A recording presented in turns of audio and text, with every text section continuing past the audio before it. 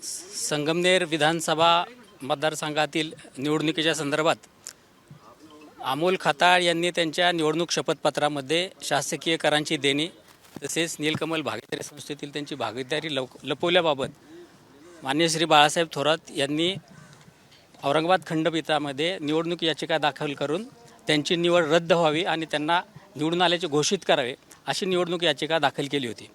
त्या निवडणूक याचिकेच्या विरुद्ध अमोल खताळ यांनी औरंगाबाद खंडपीठामध्ये एक अर्ज दाखल केला होता की निवडणूक याचिका दाखल करण्यास कोणतेही दाव्याचे संयुक्तिक कारण नाही, त्यामुळे निवडणूक याचिका फेटाळून लावावी। परंतु तो अर्ज माननीय उच्च न्यायालयाने फेटाळून लावला होता। त्या निकालाच्या विरुद्ध अमोल खताळ यांनी सर्वोच्च न्यायालयामध्ये विशेष अनुमती याचिका दाखल केली होती।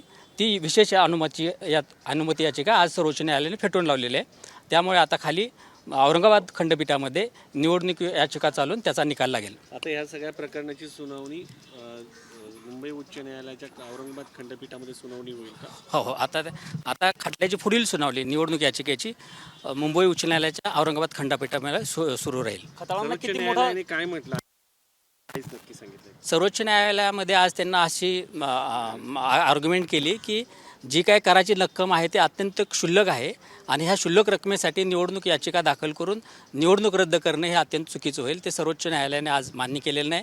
सर्वोच्च न्यायालयाने सांगितलेलं आहे की 1 रुपया जरी देणं असेल तरी ते शपथपत्रात दाखल करणे गरजेचे आहे असं सांगून त्यांनी निवडणूक विशेष अनुमती याचिका फेटाळून लावलेली आहे। खताळ यांना हा किती मोठा दणका आहे असं म्हणावं लागणार आहे, कारण युक्तिवाद आता तुमचे पुढचे सगळे औरंगाबाद खंडपीठामध्ये होणार आहे। बरोबर आहे, आमच्याकडे सर्व पुरावे आहेत की ह्यांना कसं त्यांचे कराची थकबाकी लपवलेले आहे आणि त्यांचं जी भागीदारी संस्था होती ती कशी होती ह्या संदर्भात आम्ही तिथं उच्च न्यायालयामध्ये सर्व पुरावे दाखल करून निवडणूक याचिका ही जिंकण्यासाठी आम्ही प्रयत्न करू आणि त्याचा निकाल लागल्यानंतर अमोल खताळ यांची निवड जी आहे आमदार म्हणून ती रद्द होऊ शकते। साधारणतः अपेक्षा काय आहे सर तुम्हाला? किती दिवसामध्ये औरंगाबाद खंडपीठातील जे प्रकरण आहे ते किती दिवसात मार्गी लागेल अशी तुम्हाला अपेक्षा? कायद्याप्रमाणे ते 6 महिन्यात मार्गी लागणं आवश्यक असतं, पण आम्ही जास्तीत जास्त लवकर त्याचा निकाल लावण्याचा आम्ही प्रयत्न करू। याच्यामध्ये हा मुद्दा आहे की नक्की किती देणी आहेत, काय कोणती संस्था आहे त्याचा उल्लेख केला नव्हता।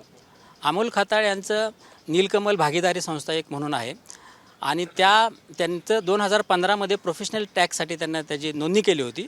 2015पासून निवडणूक शपथपत्र दाखल करण्यापर्यंत त्यांना त्याची जी प्रोफेशनल टॅक्स असतो ते भरला नव्हता आणि त्याची व्याज पण त्याचं बाकी होतं। असं जवळजवळ साधारणपणे 54,000ची थकबाकी आम्ही उच्च न्यायालयात दाखल केले। याच्यामध्ये की त्यांचं जवळजवळ 54,000ची थकबाकी आहे।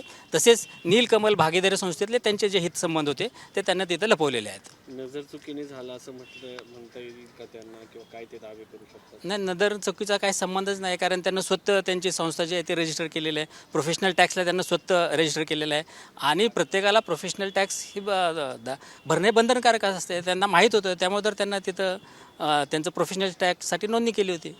धन्यवाद। Thank you sir.